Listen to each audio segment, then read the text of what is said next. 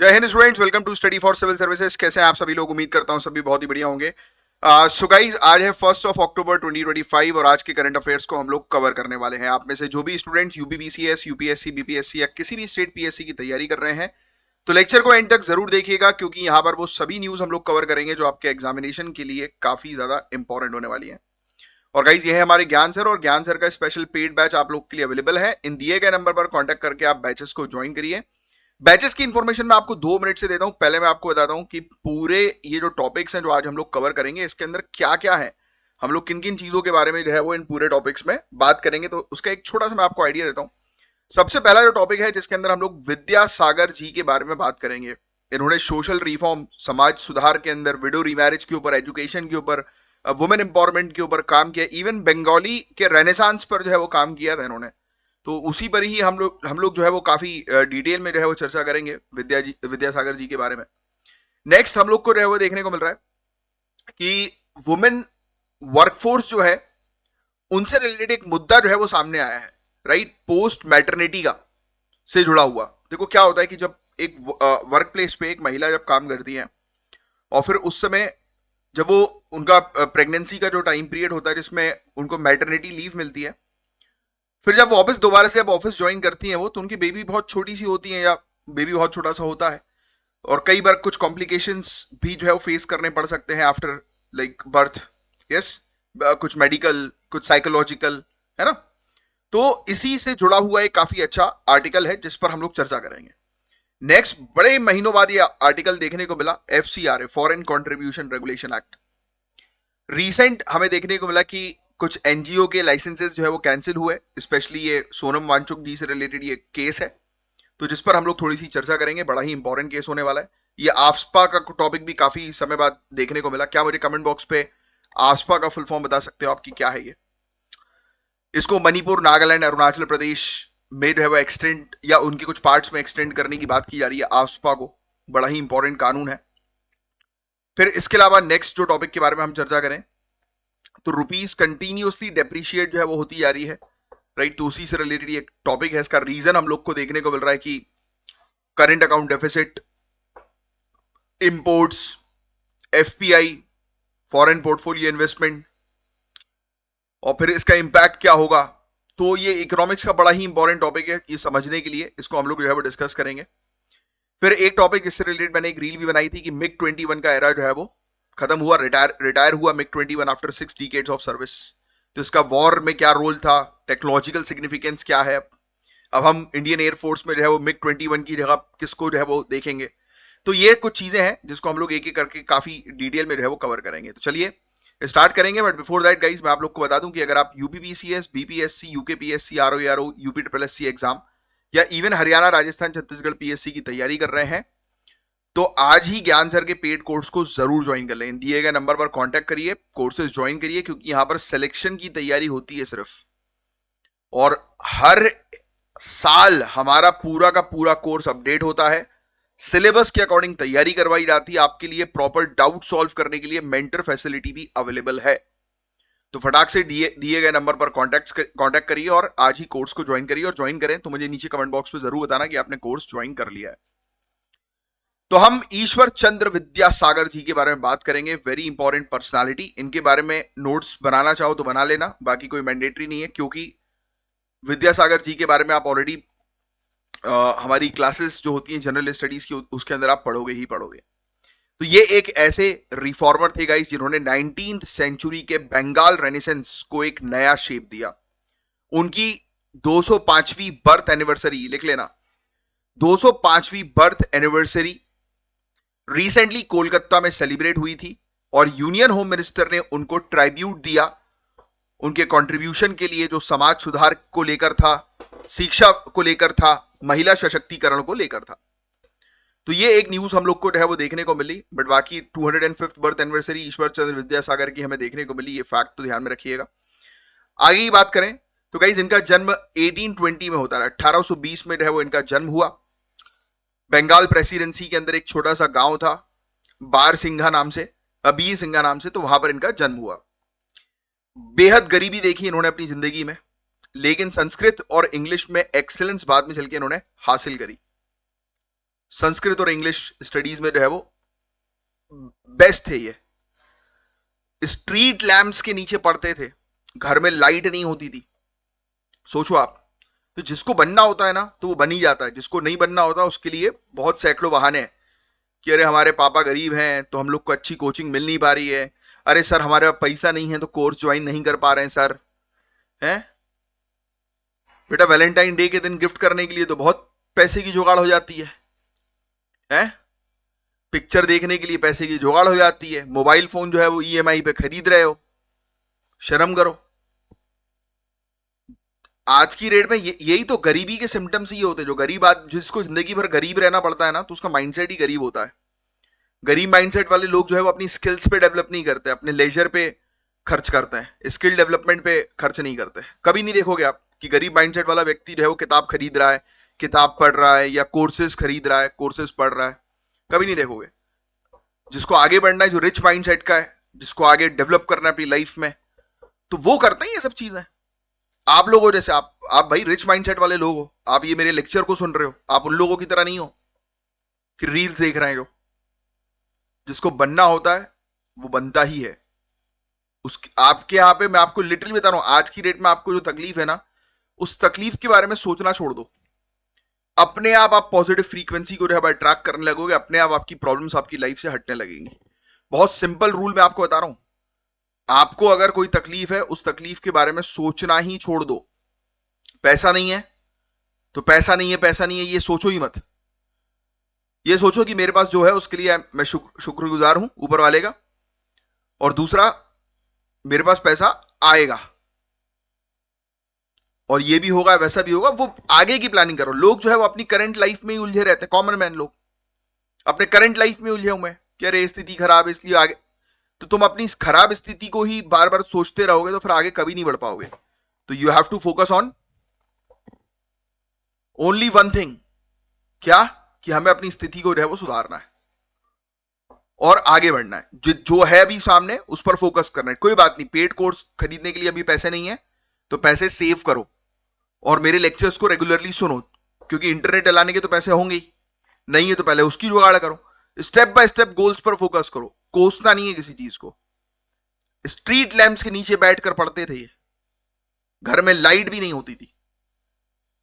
Sanskrit college Calcutta से graduate हुए 1841, law exam clear किया 1839, बाद में प्रिंसिपल बन गए भैया संस्कृत कॉलेज के। सोचो आप, अगर ये अपनी जिंदगी में कोसते रहते कि अरे यार बाप गरीब है, गरीबी में डाला, देखो हमारे घर पे तो लाइट भी नहीं है, तो बेटा आगे नहीं बढ़ पाते ये।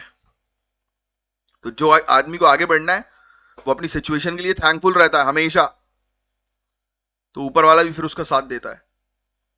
हिंदू विडो रीमैरिज एक्ट 1856 किससे एसोसिएटेड है? विद्यासागर जी। विद्यासागर विडो रीमैरिज पर काम किया। पहली विडो रीमैरिज उन्होंने पर्सनली करवाई, संपन्न करवाई 7 दिसंबर 1856 को कोलकाता में। Child marriage, polygamy, caste barriers, इनको इन्होंने अपोज किया और गर्ल एजुकेशन को प्रमोट किया। समझ रहे हो? बच्चियों के लिए स्कूल बनवाया। जिस टाइम पीरियड पे सोचो उनके लिए कितना डिफिकल्ट था पूरी सोसाइटी से लड़ना।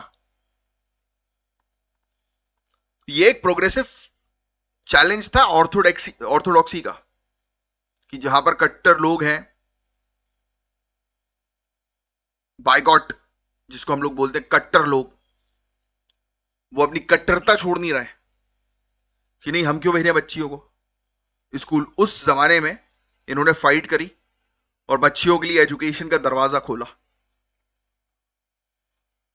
विडो रीमैरिज एक्ट 1856 को बंगाल रेनेसेंस और मॉडर्न इंडियन सोशल रिफॉर्म्स के ब्रॉडर कॉन्टेक्स्ट में डिस्कस कीजिए, ऐसा मेंस में क्वेश्चन आ सकता है। Education is very important. लिख लेना, पहली विडो रीमैरिज 1856 में करवाई इन्होंने कोलकाता में। चाइल्ड मैरिज के अगेंस्ट, पॉलीगैमी के अगेंस्ट, सोशल इनइक्वालिटी के अगेंस्ट लड़ाई लड़ी। महिलाओं के एजुकेशन और उनके सशक्तिकरण को सपोर्ट किया। बच्चियों के लिए स्कूल्स बनवाए, हायर एजुकेशन महिलाओं को रहे वो प्राप्त हो, उस समय पर जिस समय कट्टरपंथी विरोध हुआ करता था। करिकुलम मॉडर्नाइज किया, इंग्लिश, साइंस, मैथमेटिक्स इंट्रोड्यूस किया, वीकली हॉलीडेज पर फोकस किया।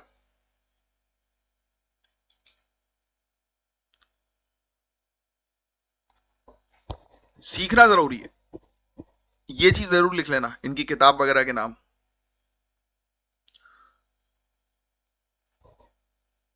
ठीक है।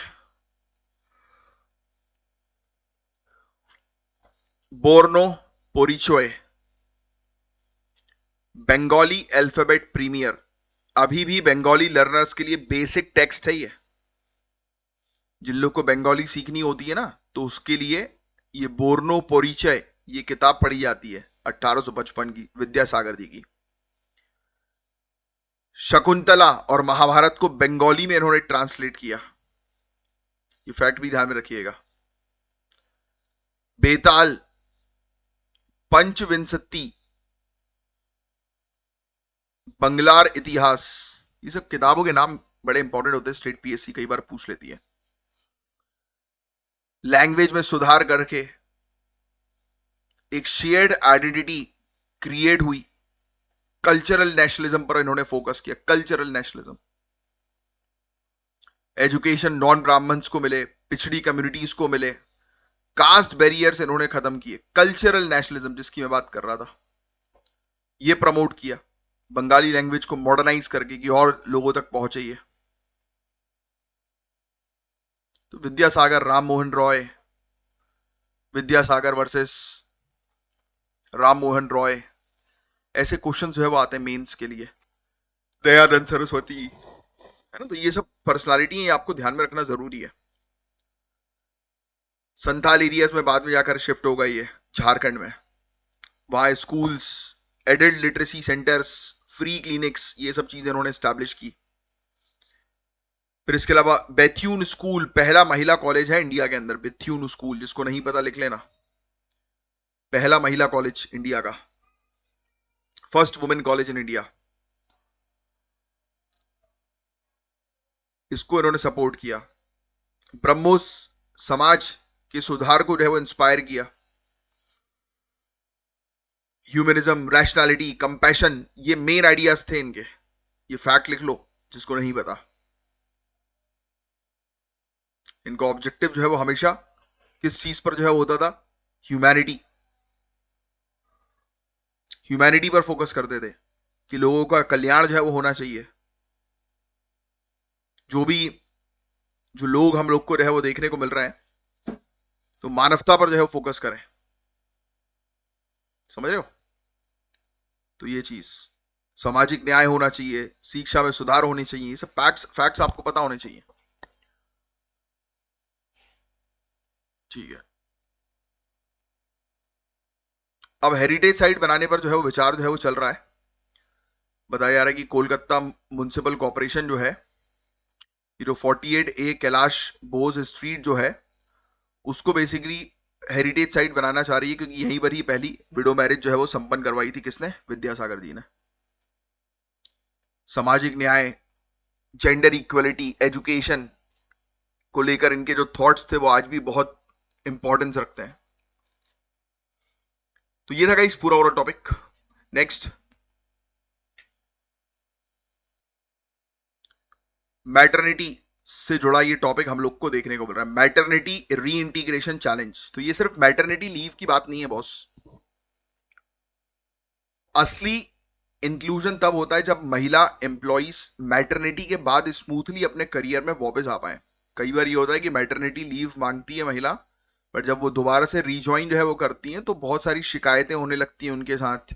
पता नहीं अचानक से जो एम्प्लॉयर्स होते हैं उनका बिहेवियर चेंज हो जाता है कि अरे यार तुम अब अच्छा काम नहीं कर रही हो, यानी कि ट्राई किया जाता है कि उनका आउट करने के लिए कि अब ये निकल जाए।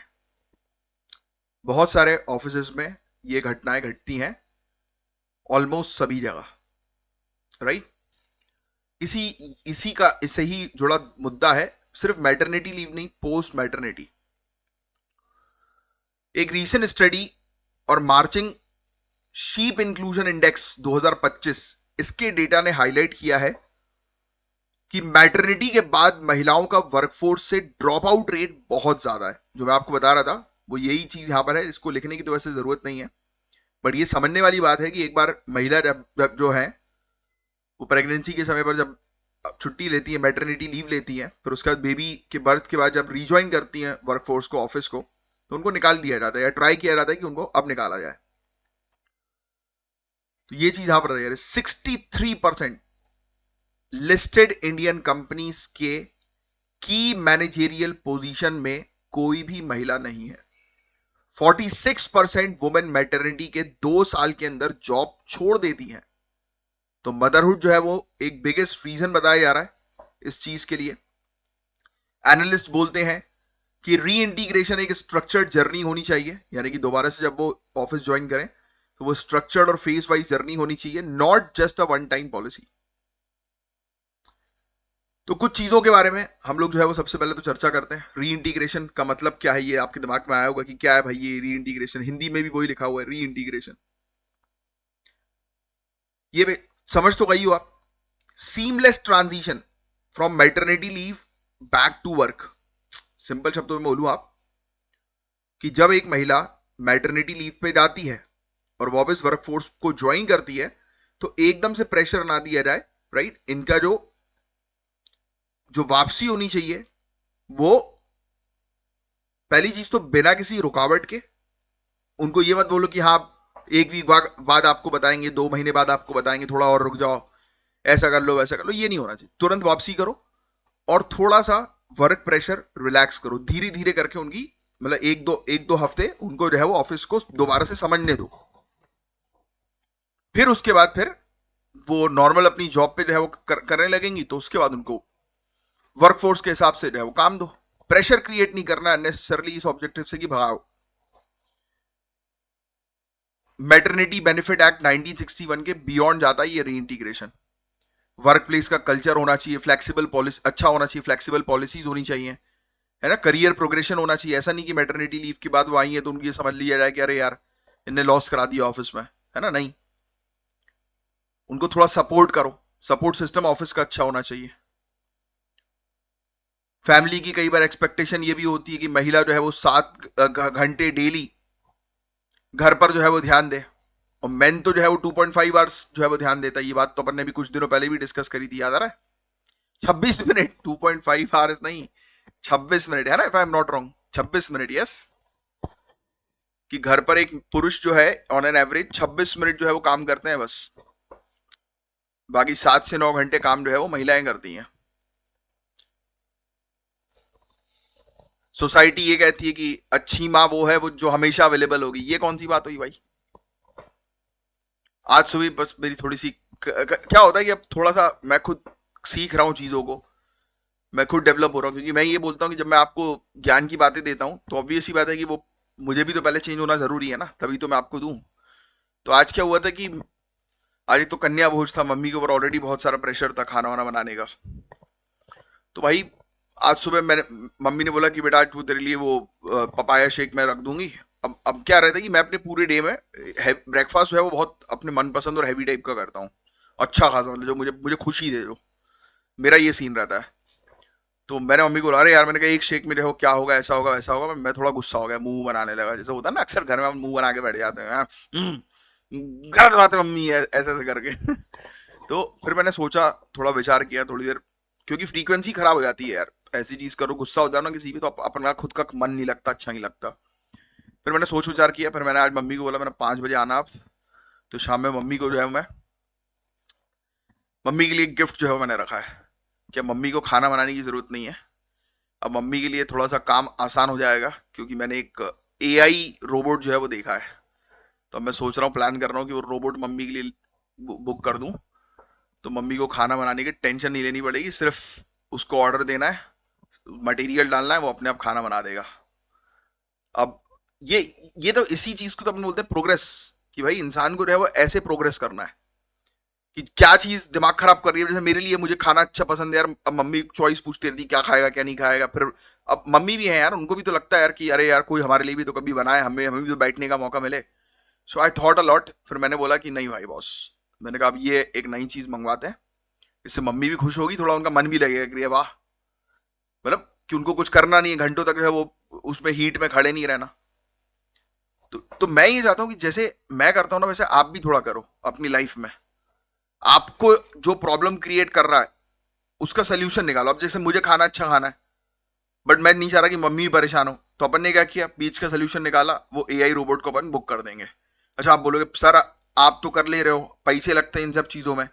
बेटा, सोचने का पैसा नहीं लगता, जहां सोच लिया वो काम होगा। तुम लोग एक बार सोचो कि ये चीज करूंगा मैं, ऐसा करूंगा, इसको बोलते हैं डेवलपमेंट। कुछ बाहर होने से पहले आपके माइंड पे पहले डेवलपमेंट होना जरूरी है। कोई भी इनोवेशन तब होता है जब आपके माइंड में वो आइडिया आता है। तो आपको अगर लाइफ में सक्सेसफुल बनना है तो अपने आसपास चीजों को वो देखो, ऐसा देखो कि भाई आप कहीं बाहर निकलो तो आपको ये सोचना चाहिए कि यार मैं चलूं तो मेरे आसपास गार्ड चले। वो माइंड में दिमाग में बनाओ। तब तो आपका बिहेवियर, आपकी पर्सनालिटी चेंज होगी, तभी तो आप प्रोग्रेसिव वे में जाओगे, सोल्यूशंस निकालने वाले काम करोगे। तो आज मैंने ऐसा किया, तो इसलिए एक एग्जाम्पल आया तो मैंने आपको बता दिया इसके बारे में। इंटरनल स्ट्रगल चलते रहते हैं, फटीग, स्लीप नहीं होता ही है भाई, गुस्सा भी आते हैं ना कई बार। आप देखो मेरे घर पे मम्मी लोग को देखता हूं कि क्या यार दिन भर खाना खाना खाना है, कभी हमें भी खिलाओ। कितनी बार बोलती है मम्मी, मेरे को तो बहुत बार बोला मम्मी ने, हमें भी बना के खिलाओ, कभी तो हमें भी तो फील हो अच्छा। तब मुझे फिर रियलाइज हुआ कि नहीं यार, मैं अननेसेसरली चिल्लाता हूं। देखो लिखा है, क्लियरली जो है वो लिखा हुआ है, कितनी problems, sleepless nights, fatigue, self doubt होने लगता है कि क्या मैं अच्छी मम्मी नहीं हूं क्या, ऐसे डाउट्स भी आते हैं ना। और हम नहीं चाहते कि भाई किसी को भी, हमारे घर के किसी भी सदस्य को ऐसा कोई डाउट आए, क्योंकि भैया ये सब चीजें जो होती है ना, ये बीमारियों का घर है। अगर आपको अपनी फैमिली को सभी बीमारियों से प्रोटेक्ट करना है ना, तो इट इज वेरी इंपॉर्टेंट कि उनको खुश रखना शुरू करो। छोटी छोटी बेवकूफी मत करो आप, क्योंकि लोग ये छोटी छोटी बेवकूफी गलती करते हैं ना, वो हाइपर टेंशन, डायबिटीज, ये सब करती है। और ये तो अब साइंटिफिकली प्रूव भी हो चुका है, stress is the biggest problem for our health.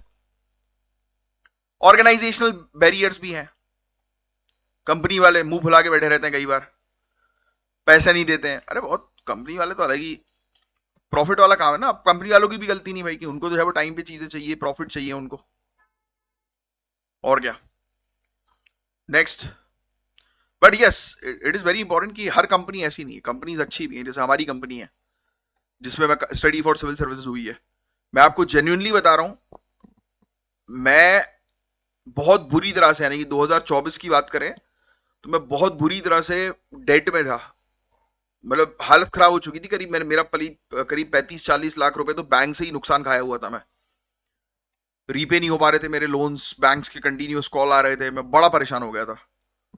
तब उस समय मैंने स्टडी फॉर सिविल सर्विसेज को रीज्वाइन किया, ज्ञान सर से कांटेक्ट में आया मैं, उन्होंने बोला कि चलो ठीक है हम तुम्हारी मदद करेंगे, करो, मिलके अपन काम करते हैं अब। तो ये होती है सीन। और बिल्कुल छूट कि भाई आप जो है वो अच्छी शिक्षा जो है वो प्रोवाइड कराओ, है ना, बाकी आपका ख्याल हम रखेंगे। तो क्या होता है कि इस तरीके की जब कोई ऑर्गेनाइजेशन छूट देता है ना, तब इंसान बहुत वो रहता है। मैं आपको ये चीज इसलिए सिखा रहा हूं कि आपको ये हैबिट डालनी है। कल कल को आप डीएम बनोगे, एसडीएम बनोगे, डीएसपी एसपी बनोगे, तो आपको बॉस बन के नहीं बैठना है, आपको एक टीम की तरह काम करना है। इवन राइट नाउ ऑल्सो आप अपने घर पे हो, आप किसी प्रॉब्लम को प्रॉब्लम मत बनाओ, उसका सोल्यूशन ढूंढने के लिए टिप्स दे दो, तभी तो आप एक अच्छे एडमिनिस्ट्रेटर हो गए। एक अच्छा एडमिनिस्ट्रेटर कौन है, जो अपनी चीजों को मैनेज कर ले। आप अपने घर को ही मैनेज नहीं कर पा रहे तो आप अच्छे एडमिनिस्ट्रेटर हो ही नहीं। कंप्लेन मत करो, सोल्यूशन ढूंढो उसका, हर चीज का। This is the game of civil services. Organisation के अंदर देखो क्या हो रहा है, लोग जो है वो ड्रॉप आउट हो रहा है, महिलाओं को निकाल दिया जा रहा है। तो हो क्या रहा है, टैलेंट लॉस हो रहा है, जिसकी रिप्लेसमेंट कॉस्ट 150 से 200% होती है। डिलॉइट की अगर हम बात करें, डिलॉइट जैसी कंपनी की, कोई मुझे बता सकता है डिलॉइट कंपनी किस चीज के लिए फेमस है? बड़ी इंपॉर्टेंट और बड़ी फेमस कंपनी है डिलॉइट। लीडरशिप पाइपलाइन वीक हो जाती है, 63% लिस्टेड कंपनी में सीनियर मैनेजमेंट में कोई महिला ही नहीं है, और परसेप्शन ऐसा बन जाता है कि अनसपोर्टिव वर्कप्लेस। ऑब्वियस सी बात है। इकोनॉमी की बात करें, इंडिया में फीमेल लेबर फोर्स 37% बताया जा रहा है, among the lowest in G20। Bangladesh और चाइना से भी कम है हमारा। तो मैकिन्से में इक्वल पार्टिसिपेशन ये बताया गया कि अगर इक्वल पार्टिसिपेशन मेल और फीमेल दोनों इक्वली पार्टिसिपेट करेंगे ना, तो जीडीपी 27% जो है वो ग्रो करेगी, लगभग $770 बिलियन की हो जाएगी। वर्ल्ड बैंक ने पाया कि जेंडर डाइवर्सिटी जो है वो 20% हायर इनोवेशन रेवेन्यूज लेकर आ सकती है, कि अगर और ज्यादा लोग आएंगे, ऑब्वियस ही बात है भाई, अगर वर्कफोर्स और बढ़ेगी और टैलेंटेड लोग बढ़ेंगे तो जीडीपी तो हाई होना तय ही है। सोसाइटी की बात करें, पहली चीज तो ये थॉट से जो है वो निकालना पड़ेगा कि महिलाएं जो है वो, देखो 70% इंडियन जो है मानते हैं कि मेन जो है वो पेड वर्क के लिए बेटर है और फीमेल जो है वो हाउसवाइफ के लिए बेटर है। ये सोच बदलनी पड़ेगी। बेटा फीमेल जो है ना वो बाहर का काम करके, वर्कफोर्स का काम करके, यानी कि बाहर ऑफिस का काम करके घर का भी काम करती हैं, दोनों मैनेज करती हैं और बहुत अच्छी तरीके से। ऐसी मैं काफी सारी फीमेल्स को जानता हूं, कुछ मेरी फैमिलीज में भी, फैमिली में है, और कुछ लोग तो मेरे फ्रेंड्स हैं जो ऑफिस भी जा रही हैं और अपने घर घर परिवार बच्चे को भी बहुत अच्छे से देख रही हैं। इवन अपनी सोशल लाइफ भी बहुत अच्छे से, वीकेंड वगैरह की पार्टी भी बहुत अच्छे से चल रही है। मेरे काफी सारे दोस्त हैं ऐसे, they are enjoying their life at best. क्यों? क्योंकि इंजॉय करना है भाई, चीजों को बैलेंस करना है। थॉट प्रोसेस उन्होंने वैसी बना ली। It is all about the thought process. Sustainable development goal number 5 gender equality की बात करता है। ये डिले होगा अगर हम वर्कफोर्स में महिलाओं को शामिल नहीं करेंगे, सोसाइटी को अवेयर नहीं करेंगे, सोसाइटी का माइंडसेट चेंज नहीं करवाएंगे। और ये सब काम आप लोग के होने वाले आने वाले समय में। इंडिया की rank global gender gap index 2024 में 146 में से 127 है। सोचो कितना इंप्रूवमेंट करने की जरूरत है, ये लिख लेना। मात्र 18% डायरेक्टर्स, निफ्टी 500 में महिलाएं, ये भी लिख लीजिए।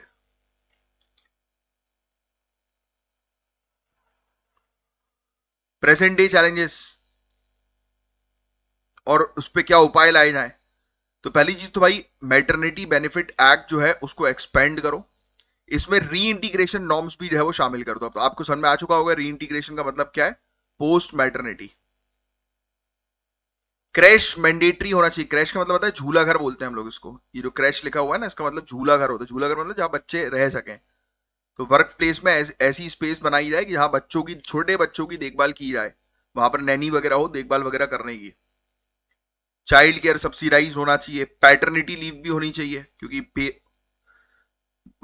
बच्चों को पालना सिर्फ माँ का ही काम नहीं, बाप का भी होता है भाई। Equal flexible return to work options होना चाहिए। फेज री एंट्री करो, भाई हफ्ते में जैसे ऑल्टरनेट डेज आ जाओ, या वर्क फ्रॉम होम प्रोवाइड कराओ। स्टार्टिंग में फ्लेक्सी आवर्स प्रोवाइड कराओ कि आधे दिन आप आ जाओ ऑफिस, फिर आप घर से काम कर लो। कुछ समय तक ऐसा किया जा सकता है। मैनेजर्स को ट्रेन करो कि प्रेगनेंसी डिस्क्लोजर और रिटर्न में जो है वो एम्पैथेटिक रहे, मतलब कि भाई थोड़ा सा करुणा रखें अपने अंदर, है ना, कि किसी से बदतमीजी ना करें। कोई गया है तो ऑब्वियस ही बात है, आप खुद जब इस सिचुएशन में होगे तो आप, मतलब सिंपल सी चीज भाई, कभी आप किसी को जज करो, किसी के बारे में उल्टा सीधा बोलो ना, तो पहले उसकी एक बार सिचुएशन देख लेना कि अगर आप उस सिचुएशन में होते तो कोई आपसे ऐसी बात करता जो आप करने वाले हो तो कैसा लगता। तब आप देखना आपके अंदर खुद चेंज आ जाएगा। फिर आप चीजों को मैच्योरली समझोगे। एक मैच्योर आदमी की यही खासियत होती है कि वो हर एंगल से चीजों को पहले देखता है, फिर वो अपना मुंह खोलता है। तो शांत रहो, मुंह तभी खोलो जब रिक्वायर्ड हो। कल्चरल एंड सोशल शिफ्ट, है ना, तो यही मैनेजर्स को ट्रेन करना है कि एम्पैथेटिक हो, वो थोड़ा सा सहानुभूतिपूर्ण व्यवहार रखें अपना, थोड़ा करुणा के साथ, है ना। ऐसी चीजें, काउंसलिंग करवाई जाए। ठीक है, यूके यूएस में रिटर्नशिप है, re entry programmes structure wise किए जाते हैं, जेंडर बैलेंस मॉनिटर किया जाता है। तो अवेयरनेस क्रिएट करना जो है वो बहुत ज्यादा जरूरी है, बस और कुछ नहीं। अब बहुत महीनों बाद ये एफसीआरए देखने को मिल रहा है, foreign contribution regulation act. Foreign contribution नाम से आ रहा है कि फॉरेनर्स कोई कंट्रीब्यूट कर रहा है। कंट्रीब्यूट करने का मतलब डोनेशन। जैसे आपने देखा होगा ना कि एनजीओ वगैरह को डोनेशन मिलते हैं, तो जो फॉरेन से डोनेशन एनजीओ वगैरह के पास आता है, ट्रस्ट वगैरह के पास आता है, तो वो एफसीआरए के तहत रजिस्टर्ड रहता है। तो आज हम डिस्कस करेंगे फॉरेन कंट्रीब्यूशन रेगुलेशन एक्ट और एनजीओ के फंडिंग स्क्रूटिनी के बारे में। तो रीसेंट न्यूज ये है भाई कि मिनिस्ट्री ऑफ होम अफेयर्स ने सोनम वांगचुक के ऑर्गेनाइजेशन का एफसीआरए लाइसेंस कैंसिल कर दिया है। अच्छा, आप ही मुझे कमेंट बॉक्स पे लिखकर बताएंगे सोनम वांगचुक के केस को हमने कल ही डिस्कस किया था, यस। तो सोनम वांगचुक के केस में एफसीआरए क्यों कैंसिल किया उनका, क्यों, क्या शक हुआ होगा, यानी कि आप अगर गवर्नमेंट में होते तो फॉर एग्जांपल कि आपके डिपार्टमेंट ने जो है वो, आप मिनिस्ट्री ऑफ होम अफेयर्स में जैसे एग्जांपल, ठीक है, सेक्रेटरी हैं आप, चलो, तो आपसे पूछताछ हो रही है कि भैया क्यों क्यों आपने सोनम वांगचुक का जो है वो एफसीआरए जो है वो कैंसिल किया, तो आप क्या जवाब दोगे, कमेंट बॉक्स पे लिख कर बताओ। तो ये एक्शन लेह के वॉलेंट प्रोटेस्ट के तुरंत बाद किया गया। तो ये एक एग्जांपल है कि कैसे एफसीआरए एक टूल ऑफ रेगुलेशन है एज वेल एज कंट्रोवर्सी भी बन चुका है। तो क्लाइमेट एक्टिविस्ट सोनम वांगचुक के एनजीओ का लाइसेंस कैंसिल हो गया, ये बात आपको क्लियर हो गई। सीबीआई ने पहले ही आरोप लगाए थे कि एफसीआरए का उल्लंघन की इंक्वायरी जो है वो स्टार्ट करी, और फिर ये बताया जा रहा है कि नेशनल इंटरेस्ट सेफगार्ड करने के पर्पस के लिए, है ना, इसको एज अ टूल के तौर पर जो है बनाया जाए। तो इसके पॉजिटिव भी चीजें हैं इसकी, इससे रिलेटेड नेगेटिव भी चीजें हैं। पहले तो आप एफसीआरए क्या है वो समझ लो। 1976 इमरजेंसी के पीरियड में इसको लागू किया गया था। क्यों किया गया था, कि ऐसा लग रहा था कि जितने भी एनजीओ के पास फॉरेन फंडिंग आ रही है, वो कहीं ऐसा तो नहीं कि ये जो डॉलर्स आ रहे हैं, ये जो पैसा आ रहा है फॉरेन से, ये कहीं ये एनजीओ के माध्यम से गलत एक्टिविटीज को प्रमोट करने के लिए तो नहीं हो रहा, देश में हिंसा फैलाने के लिए तो नहीं हो रहा, कहीं इसके थ्रू जो है वो हमारे नेशनल इंटरेस्ट खराब तो नहीं हो जाएंगे, समझ रहे हो आप? तो फॉरेन फंड्स कहीं इंडियन पॉलिटिक्स को इन्फ्लुएंस तो नहीं कर रहा है, ऐसी घटनाएं जो है वो हो रही थी, शक था, इसलिए एफसीआरए लाया गया। 2010 में इसमें अमेंडमेंट किया गया, इसको और मजबूत किया गया, हार्मफुल एक्टिविटीज को प्रिवेंट किया जो भी नेशनल इंटरेस्ट के अगेंस्ट लग रही हैं। फिर 2020 का अमेंडमेंट इसका आया, इसमें और टाइट कंट्रोल कर दिया, बैन कर दिया कि फंड्स का ट्रांसफर नहीं किया जाएगा। कंपलसरी कर दिया गया कि आप state bank of India Delhi में अपना अकाउंट खोलो, यानी कि जो भी एनजीओ या ट्रस्ट जो फॉरेन से अपनी फंडिंग बुलवाता है, तो अब उसके लिए मैंडेटरी हो गया कि आपको दिल्ली में जो है वो अपना अकाउंट खोलना पड़ेगा।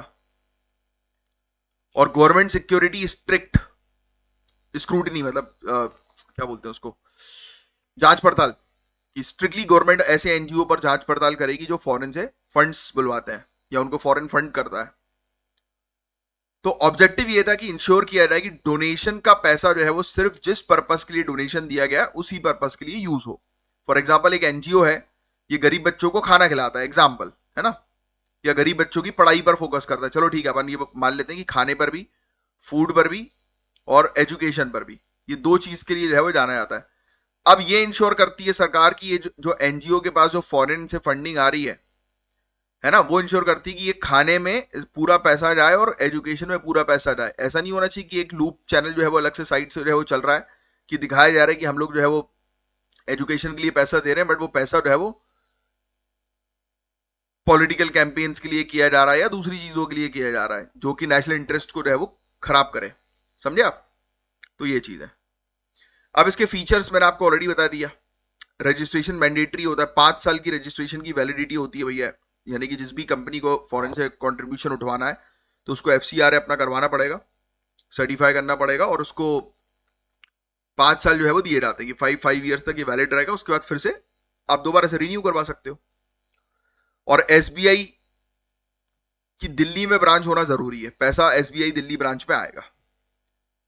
कोई भी पैसा आप आने के बाद ट्रांसफर नहीं कर सकते, फंड्स को ट्रांसफर नहीं किया जा सकता अनरजिस्टर्ड कंपनीज के पास, है ना, फंड आप बिल्कुल ट्रांसफर नहीं करोगे, सिर्फ रजिस्टर्ड कंपनीज के पास ही इस अकाउंट से पैसा निकाला जाएगा। Political parties, candidate election, journalist, जजेस, गवर्नमेंट सर्वेंट, लेजिस्लेटर्स, ये लोग जो हैं, ये लोग बैंड है, मतलब कि ये लोग कोई भी एनजीओ ओपन नहीं कर सकते, या इनका इन्वॉल्वमेंट नहीं होगा किसी एनजीओ में, किसी ट्रस्ट में। 2022 में रूल चेंज किया कि जो रिलेटिव्स हैं अब्रॉड में, वो 10 लाख रुपए तक सेंड कर सकते हैं मनी बिना रिपोर्ट किए, पहले जो 1 लाख रुपए था, ठीक है। तो ये चीज हम लोग को देखने को मिल रही है, बस दैट्स इट। तो एनजीओ जो है वो ऑनलाइन अप्लाई करते हैं, मिनिस्ट्री ऑफ होम अफेयर्स और आईबी इनको जो है वो वेरीफाई करती है। एप्लीकेंट्स जो होते हैं, बताया जाता है कि कई बार हम लोग को जो है वो देखने को मिलता है कि उनका नाम जो है वो नहीं रहना चाहिए किसी भी प्रकार की ऐसी एक्टिविटी में जो हमारे नेशन के इंटरेस्ट के खिलाफ हो। गवर्नमेंट फिर डिसाइड करती है कि उसको एफसीआरए का लाइसेंस देना है कि नहीं देना 90 दिन के अंदर, और एनुअल रिटर्न फाइल करना जरूरी है। बहुत सारे पेपर वर्क का कागजी कार्रवाई जो है वो उसमें बहुत होती है। ठीक है, सरकार जो है वो कब कैंसिल कर सकती है इस प्रकार के लाइसेंस को, जो अभी सोनम वांगचुक का हुआ? तब अगर कोई व्यक्ति गलत इंफॉर्मेशन दे रहा है ना, फॉल्स इंफॉर्मेशन दे रहा है, उसको सरकार को संदेह हो रहा है, तो कैंसिल किया जा सकता है। फॉल्स इंफॉर्मेशन मतलब वही वाला एग्जांपल याद रखो कि एनजीओ जो है वो एजुकेशन और खाना खिलाने के लिए जाना जा रहा है, बट वो सरकार को गलत इंफॉर्मेशन दे रहा है शायद ऐसा, और पकड़ाई में भी आ रहा है कुछ चीजों में। ठीक है, और अगर उस एनजीओ ने 2 साल तक कोई भी एक्टिविटी नहीं करी तो भी बंद किया जा सकता है, कैंसिल किया जा सकता है, या पब्लिक इंटरेस्ट रीजन देते हुए कैंसिल किया जा सकता है। गवर्नमेंट इवन सस्पेंड कर सकती है लाइसेंस 180 दिन के लिए, बैंक अकाउंट फ्रीज कर सकती है। कैंसिलेशन अगर हो गया किसी का एनजीओ तो आप 3 साल तक रीअप्लाई नहीं कर सकते। हाँ, बट हाई कोर्ट में अपील कर सकते हो। ठीक है, amnesty international, if I am not wrong, 2016, 17, 14, 15 में यूपीएससी ने वाला क्वेश्चन पूछा था एमनेस्टी इंटरनेशनल का।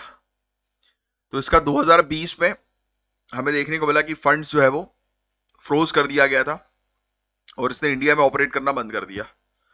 ग्रीन पीस इंडिया 2015, इसका लाइसेंस कैंसिल हुआ। लॉयर, इसके लिखने की जरूरत नहीं है ना, कभी कभी क्वेश्चन बस ये आ सकता है ग्रीन पीस इंडिया जो है वो क्या है ना, जैसे एमनेस्टी इंटरनेशनल का पूछा था कि इनमें से एनजीओ जो है वो कौन सा है। ठीक है, लॉयर्स कलेक्टिव, ये इसको भी कैंसिल किया गया था कि वो फंड्स का उपयोग कर रहे हैं पॉलिटिकल एक्टिविटीज के लिए। बहुत एनजीओ को बंद किया है अभी, तो हर एक का नाम थोड़ा याद रखोगे। ठीक है, तो ये चीज है। क्रिटिसाइज भी किया जाता है कि कानून का उपयोग जो है वो आप गवर्नमेंट के अपोजिशन को या गवर्नमेंट के जो मुद्दा है उसको, यानी कोई गवर्नमेंट के खिलाफ कुछ बोल रहा है तो उस मुद्दे को दबाने के लिए कर सकते हो। तो ऐसे भी लोग आलोचनाएं करते हैं। बस दैट्स इट। तो ये थोड़ी सी चीज आप ध्यान में जो है रखिएगा। AFSPA, very very important topic, but मैं चाहूंगा कि आज आप लोग जो है वो आफ्सपा के बारे में एक बार जो है वो पढ़ें। आज के लिए बस इतना ही रख रहे हैं हम लोग, आज नवरात्रि है, थोड़ा सा आज मैं लेट भी हो गया हूँ। आफ्सपा के बारे में आज आपको पढ़ना है, कल मैं पढ़ाऊंगा आफ्सपा के बारे में आपको, और ये वाला टॉपिक भी बड़ा टेक्निकल है थोड़ा सा, रुपीज डिवैल्यूएशन से रिलेटेड, तो वो कल हम लोग जो है वो देखेंगे। और मिग 21 का मैंने एक रील जो है वो आपको दी थी, तो इसका आगे का मैं आपको कल वाले लेक्चर में या कमिंग संडे वाले लेक्चर में एक एक्स्ट्रा वो देके जो है वो कवर करा दूंगा, है ना, या तो कल आएगा या कमिंग संडे को आएगा। ठीक है, तो उसकी टेंशन मत लेना, टॉपिक्स आपको कोई भी छोड़े नहीं जाते, ये बात आप सभी जानते हैं जो मेरे साथ रेगुलरली जुड़े हुए हैं। तो ये आपके लिए अब टास्क मान लो आप कि आज का आपको मैंने टास्क दिया है कि आपको आफ्सपा पढ़ के आना है, और आप, और इससे रिलेटेड अगर आपके पास कोई डाउट हुए तो आप डाउट भी मेंशन कर सकते हो। हालांकि मैं आप लोग के रेगुलर बेसिस पर जो है वो कमेंट जो है वो पढ़ता हूँ, तो आप हमेशा कमेंट जो है वो किया करो। आप ये मत सोचा करो कि मैं आपके कमेंट्स आजकल जो है वो देख नहीं रहा, मैं देखता हूँ, बट कुछ क्या ऑब्लिगेशंस के चलते रेगुलर बेसिस पर जो है मैं आप लोग के नाम नहीं ले पा रहा हूँ, राइट। बट आप रेगुलर बेसिस पर कमेंट जरूर किया करो, जैसे आयुष गुप्ता है वो रेगुलर बेसिस पर कमेंट कर रहे हैं, है ना, तो ऐसे ही आप अपने आंसर्स रेगुलरली करो। चलो अब मिलूंगा आपसे नेक्स्ट लेक्चर में, तब तक के लिए bye bye, take care, have a great day, जय हिंद, जय श्री महाकाल।